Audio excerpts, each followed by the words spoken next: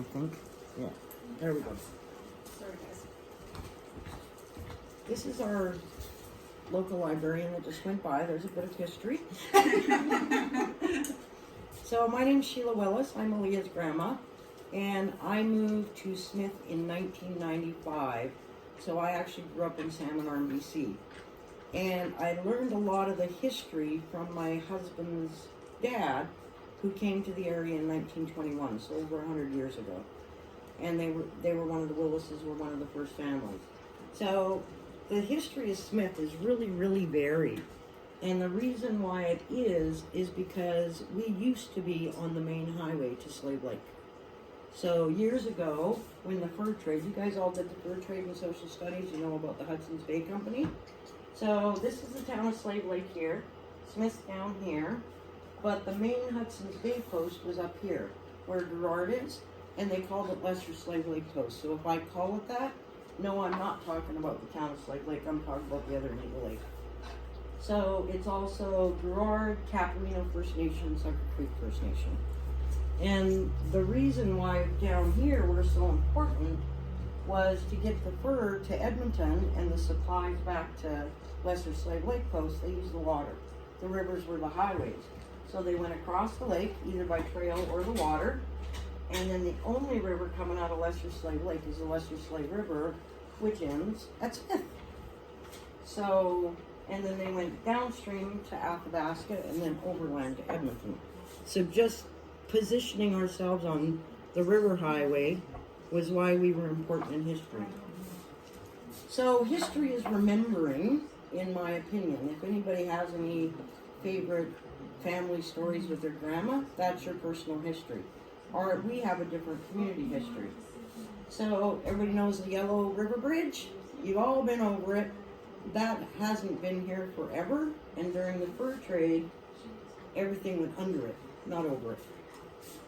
They started with the dog teams in the winter, and every one of these dogs ran underneath our Yellow River Bridge. This is a picture taken in 1896 in Edmonton for the Hudson's Bay Company and Free Traders. Has anybody been to Dog Island or seen Dog Island in Slave Lake? They named it Dog Island because these dogs, they put them there in the summertime so they weren't in the communities. They took food out to them and kind of let them on their own. Went and grabbed them in the fall to start running dog trains again. And then of course we got a canoe, which we all still use today. Who was at the Voyager thing last year? You guys all saw the Voyager canoes? These are a little bit smaller. They were also coming up the river, and they took about 6 guys to run, but they could only hold so much weight. So they moved up. Just like us, we sometimes get bigger cars because our families get bigger. They had to take more supplies. Can you guys see this all right, by the way? Yeah. Okay. So these are what they call scows or York boats. They were next up for the fur trade. So to tell you how big, you can kind of see by the guy standing in there how big they are. So from that wall to that wall and that wide, that's a scow. But they couldn't row them up the river. They had to pull them up the river. So they literally put a harness on. There was like 6 to 12 guys on a boat. They harnessed themselves just like you harness a horse and started pulling up the lake shore. So that was called tracking, but still really, really hard work. And there's people in this community whose grandfathers and great-grandfathers were trackers on these boats. Nipshanks were one. Adams were another one. So from then, things are still getting bigger. Oh, here's another good way. Look at, there's a canoe on the scow. Yeah, there's a comparison.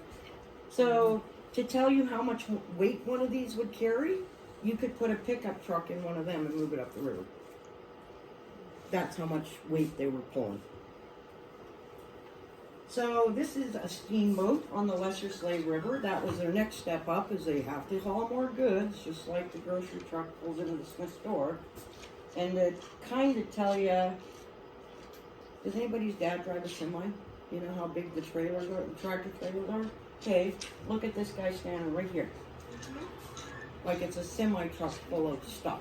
Are there cows in that? Probably. Where do you think you see a cow? I haven't noticed. Behind all the supplies. Could be. Looks like there's cows back there. They haul horses and cows on them, so it's entirely possible. But yeah, so this is one of the boats that went underneath our river bridge. Now, they didn't have gas stations. They didn't run by gas. They ran by wood. They were steam engines. So they had big boilers or big wood stoves that they had to fill with wood to boil the water to make the engine run. So all along the riverbanks, their gas station was these crews of guys cutting down trees to feed the boilers in the steamboats. So this one is actually taken, this picture's taken along Western Slave River. The Jack Pine Camp, they called it. So then we keep moving forward. Steamboat era is over. How many of you have had to wait for the train? Very annoying. Everybody. Unless you're trying to not show up to the dentist. Yeah. Put it off, put it off. Yeah. Good point. Yeah, that's me waiting for the train. Smith would not be here as it is without the trains. That's why Smith was created. So this is probably within 2 years of Smith being a town. And this is our station house. And again, a steam, but I think they use coal. I'm not sure what the engines use for the trains. So if you want to know where the station house was, if you walk out the back door of the school, if there is a back door, yeah, by the gym, and look out across the playground and you know the tracks are over there, straight over there is where the train station was. And it was the center of town. There were stores around there and hotels, and because everybody came to town on the train. So you needed all of those places, restaurants and whatever, to feed, house them. And when the train came, it was built by the Edmonton, Dunvegan, and British Columbia Railway. I call it the ED&BC because it's easier. I can never remember this. It's engineered, a bad word, like a word that means not good. Engineered something and badly constructed railway is what they called it. So, why Smith? What a boring name, in my opinion. Rathbone Smith? So, I'm trying to tell you how important this guy was, and I'm not sure how. Has anybody flown, or do you know WestJet? WestJet Airlines, have you heard that? Okay, so naming Smith after this guy would be like naming Smith after the president or CEO of WestJet Airlines of the time, because it was all about the transportation. And he was responsible for building all of these train tracks across North America, or northern Alberta. So we're at the red arrow, that's Fort McMurray, and this is Grand Prairie. Does that kind of put it into perspective that we got the most important name that they could have given when they were building the railways? Yes. Does anybody know why the store? You do. Because if you go across the Yellow Bridge, there was a town there that burnt down called Muir Landing. Half right. Well, I know there was a town there because you There can was drive definitely- up there and see some old real and see two. There's just two, but there's some really old builds in the field. Yeah. That's the potion. They're really tiny.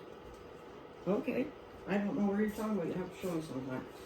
So, this is Smith, Yellow Bridge, Railway Bridge. This was Muir Landing. So the steamboats come up and went past here, and this here was the first dock, and this was the second dock. And that's why Muir Landing follows through in a lot of our names, because that's where the town was. And I'll show you. This is the first dock, little tiny warehouse. That's the boat I showed you before. That's how big it is. And they took those up the Lesser Slave River, as shallow as it was when the water was high enough. And this is Captain Barber's house, I think. Here's another view. Little rundown. That was a good booming town in its day. So this was the second dock and the warehouse at the second dock. So now I'm going to show you a picture that's probably taken somewhere right in there. You notice that this is bigger than Smith is today? So then this was a pool hall and a restaurant. This tent kind of thing here, this was a drugstore. There's a tent thing here, and I have some stuff from the family that owned this over in my possession, we'll say that. So now I'm going to take a picture farther up again. Oh, doesn't that look more like a quad trail than a street? Aren't you glad we have pavement? So, there's a team and wagon up there, but that's basically how it was all made, and you made stuff with what you had because there weren't a lot of supplies up here. Now, does anybody know what a blacksmith is? Everybody does? Oh, cool. Look at the size of this dude. He'd have to duck to get through the doorway, but that's a blacksmith. He looks like he came out of a horror show or something. I don't know. Anyways, I like this picture just because of him. So, when the railway was coming, the steamboat town is there, and they're thinking, ooh, we're going to be rich. Here comes all these people on the railway, and because it takes an hour, yes, an hour to get from Edmonton to Smith, not an hour, a week compared to 2 hours, they're thinking, we're going to just store a bunch of stuff here, and people are going to buy it from us, and we're all going to be wealthy. So they incorporated as a village, and chose a new name of Port Cornwall after Peace River Jim or James Cornwall. So everybody seen the blue Catholic church in town? Did you know its name is St. James something or another? Catholic church? That's because Cornwall's first name is James and he paid for the original Catholic church. Oh, interesting. So, in that town, and they had pool rooms, bowling alleys, and even shooting galleries to keep all these people entertained. We could have went bowling if we lived in Mirror Landing. So, when Mirror Landing died and Smith everybody moved across the river, there was no bridge. So how'd they do it? They took the ferry. Generally, unless they could cross on the ice. So, where this picture was taken, if we're leaving here and going to the Yellow River Bridge, that road to the left, people launched their boats and stuff in there, that's where the ferry landing was. Before the bridge came. Trying to get you to connect it with where were we at. You know who built the bridge? Canadians or Americans? Americans? You are correct. Well, it's for a war or something. They're Yeah. trying to get across the river. Yeah, it was for World War II, and it was part of the Alaska Highway. So the Americans had to come through Canada to take stuff to their military bases in Alaska. And they came through Smith. So my father-in-law remembers Army trucks, U.S. Army trucks, being backed up from the bridge to the store, trying to get across the river before they built this bridge. Speaking of bridges, Moose River Bridge, who's gone over it on the old highway? Do you remember? Yeah, okay. So this one was built in 1961. There was another one before it and another one before that. So lots of people swim under it, like Aaliyah and her family. And you can see how nice it's concrete and all that. How about this? It could have been that. Oh dear. That would be scary to go across. Can you imagine taking a log truck over that? Oh, man. Don't think so. They kind And that's why we improve our infrastructure and bridges and highways. Yeah. So, I thought you guys liked that picture. Fawcett Lake. Who's been to Fawcett Lake? Everybody's been to Fawcett Lake Provincial Park. Did you know it used once to be a logging camp? Whoops. When you see these things, that's part of the logging camp. That's where the jack ladder went in. Did you know there was prisoners of war out there? From Germany. So in Germany, in World War II, Canada, Britain, the Allies, they called them, were all fighting against Nazi Germany. And they had submarines. Now, the first 2 submarines sunk in World War II, the crews of those ended up at Fawcett Lake as prisoners. So this is a guy by the name of Art Scheffler. When you've gone to Westlock or towards Edmonton, you know the Fawcett Husky truck or the Fawcett truck stop? He used to be a cook at the Fawcett truck stop because he returned to Canada after the war. He liked it so much. And how they did him out there, how they housed him was on floating camps. All these cabins were on rafts. And I used to think it was for security. Here's a better view. You can see a little boat here. They floated them out towards the middle, not for security, but because the mosquitoes are less in the lake than they are on shore. So they could get a good night's sleep. But When they came here to work because in Canada, our farmers and loggers and all of those people in industry, all those men were over in Europe fighting the war. So, and meanwhile, they're bringing the prisoners of war over, and I think there was 14,000 of them down in Wainwright or Lethbridge. So they gave them the option to come to the work camps. And if you wanted to put it into perspective, it would be like bringing everybody in Westlock and everybody in Slave Lake, stick them in Smith, putting them a fence around them, and not giving them anything to do. I don't know, when I was a kid, if I didn't have anything to do, I generally got in trouble. So they were trying to avoid that, and that's why they gave them the option to work. And a lot of these guys came back, or tried to. They liked it here. The guards didn't even have guns, or they had guns, they didn't have bullets for their guns. So, who's quadded? Anybody been on the Peace River Trail? You have been? Okay, so where's my thing? My book. Right there. This book here, there was a lady, and I don't think you can see this. This is a sign up there. It says Athabasca Landing and Muir Landing. They called them landings because that's where the boats landed. So you see that in the thing. Along the Peace River Trail, there was the lady that wrote this book grew up at Tomato Creek. That was their stopping place. And you needed the stopping places because unlike today where we can go to Edmonton in 2 hours, they could only go 20 or 30 miles. So they had these places set up where they could eat, feed their horses, have a snooze, all that jazz. This book was written about one of those stopping places in Park. So if you go out to Moose Portage and that old barn in the field, they made a movie about this book, and partly there, and in other places around. I do have the movie in the library too. Oh, cool. If anybody wants to watch. Nice. What's it called? Silence of Silence the of the North. North. So, along this trail, at Tomato Creek, and anywhere, these were actually picked up along the Lesser Slave River and underneath like this train was found underneath our Yellow Bridge Oh wow. by a friend of mine that does metal detecting. So, silverware, belt buckles. These are nails, square-headed nails made by a blacksmith, fishing hooks. That's a net anchor, fish net anchor. And has anybody been to a powwow and seen jingle dresses? Yeah. These are homemade jingles he found Oh. embedded in the riverbank. So, kind of cool. So, people are digging and finding old stuff. Now, at Tomato Creek, where this lady lived, they found an oxbow point. So, I wanted to be an archaeologist when I was a kid. Didn't work out, sort of. So, a friend of mine found this, and it's interesting because it says that trail was used for up to 4,500 years ago. Do you have any concept of how long that is? We're 2024, so when we started counting time, it's been 2,000 years. Throw that on the other end.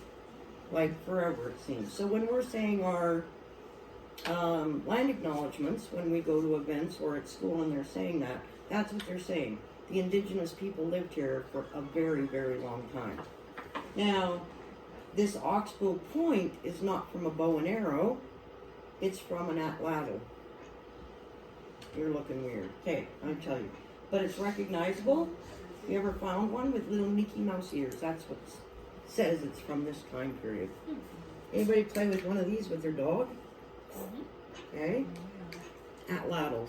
Check it out. It's a throwing spear. So it's a little wooden thing that you notch your spear into it, and that point goes on the end. That's how they hunted. They're really fun to throw. I actually did pretty good. I could kill a moose. No. Anyways. So, having said that, that land acknowledgement, and I heard one last night, we are right now on Treaty 6 territory. Across the Athabasca River is Treaty 8 territory. And to give you an idea of the size of that, we are right there. That's where Smith is. Right on the edge of it.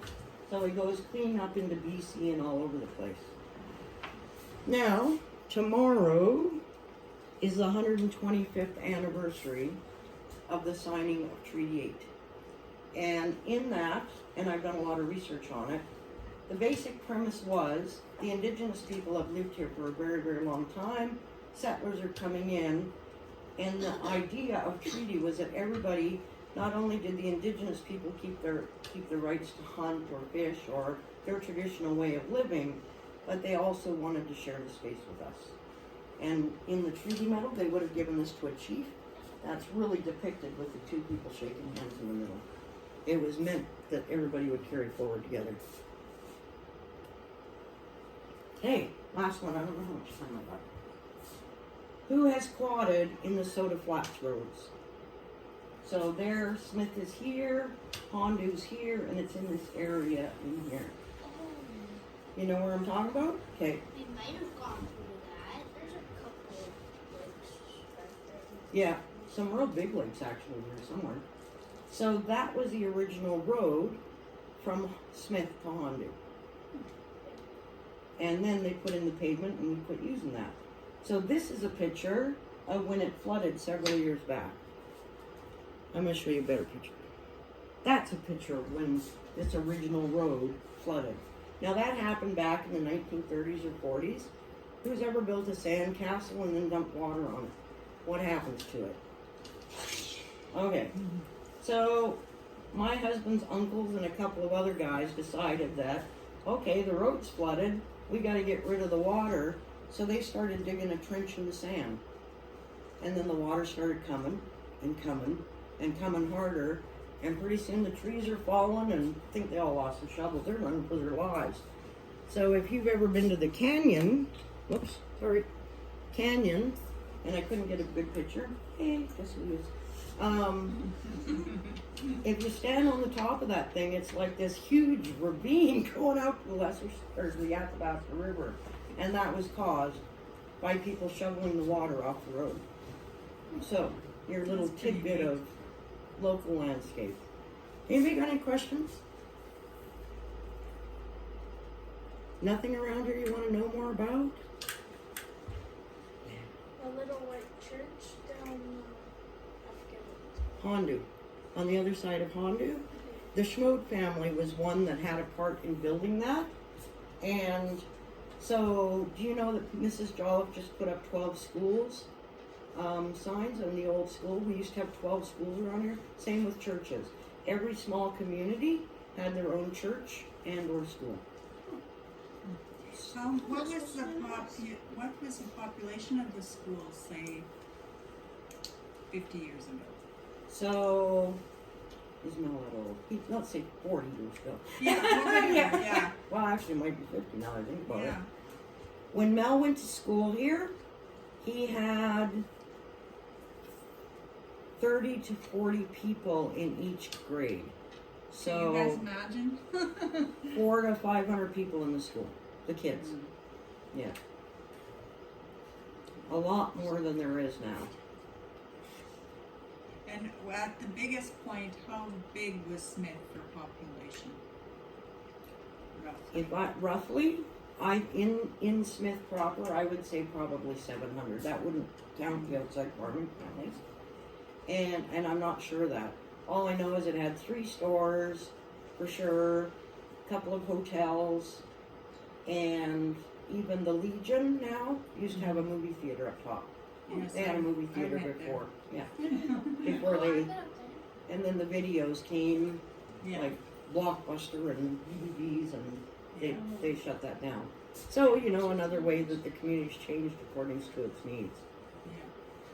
So, and also where the little church is, there's also, I don't see one around there, and I don't think there was ever a cemetery there. But there's a lot of cemeteries scattered out and around too. So there's one behind the blue church. Yeah, there's a cemetery behind the Blue Catholic Church. And there's some random graves, like when you're going, I don't know if you guys have ever used the old road where you see that grave site on the right, it's a white picket fence. Yeah. That's a little girl, and it was the Much family that lived there. They homesteaded there. They started out on the Moose River, I think, or the Salto, but then it flooded and it wrecked their cabins, so they moved and they ended up homesteading on that side. They had to build the road around that gravesite. So she died when she was a young girl, but her mother was a pioneer woman that killed a moose with an axe. Oh, wow. Her husband went out hunting. He had one bullet, one bullet he had, so he had to have a shot.